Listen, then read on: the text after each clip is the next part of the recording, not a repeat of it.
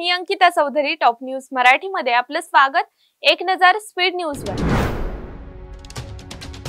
शेतकऱ्यांच्या कर्जमाफीचा निर्णय 30 जून 2026 पर्यंत घेणार। सह्याद्री अतिथीगृहात झालेल्या बैठकीनंतर मुख्यमंत्री देवेंद्र फडणवीस यांची मोठी घोषणा।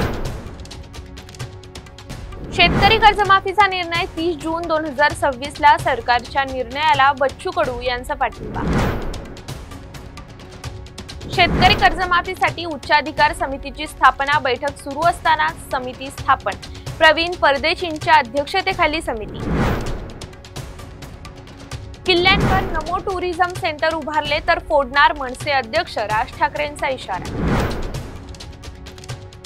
1 नोव्हेंबरचा मोर्चा दणदणीत झाला पाहिजे। इथं काय आग लागलीये हे दिल्लीलाही कळायला हवं। सत्याच्या मोर्चाच्या पार्श्वभूमीवर राज ठाकरेंचा आवाहन।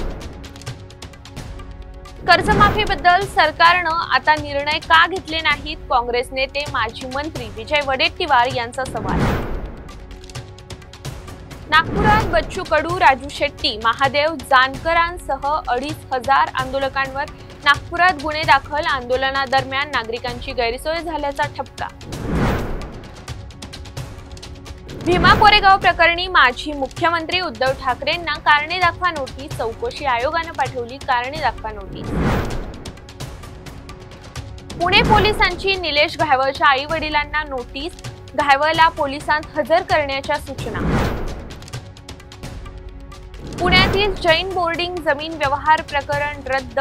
धर्मादाय आयुक्त अमोघ कलोटी यांचे आदेश। फलटण डॉक्टर महिला मृत्यू प्रकरणात 2 आरोपींना पोलीस कोठडी। प्रशांत बनकर, गोपाळ बदने अशी आरोपींची नावं। पुणे विमानतळावर वाहनांच्या लांबच लांब रांगा। रोजच्या वाहतूक कोंडीनं प्रवाशांना नाहक मनस्ताप।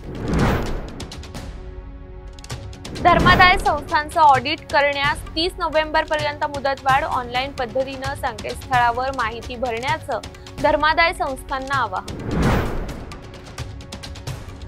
पुन्हा एकदा सरकारनं शेतकऱ्यांना फसवलं। नुसत्या आश्वासनांनी काहीही होणार नाही। मनोज जरांगे पाटलांचा राज्य सरकारवर हल्लाबोल। पुण्यात मागील 5 महिन्यात वाहतुकीचे नियम मोडणाऱ्या 13,500 वाहनांवर कारवाई। विना हेल्मेट वाहन चालवणाऱ्या 8,639 जणांचा समावेश। डॉक्टर महिला मृत्यू प्रकरण वेदनादायी। पीडित कुटुंबियांना न्याय मिळायलाच हवा। महिला व बालविकास मंत्री आदिती तटकरे यांची प्रतिक्रिया।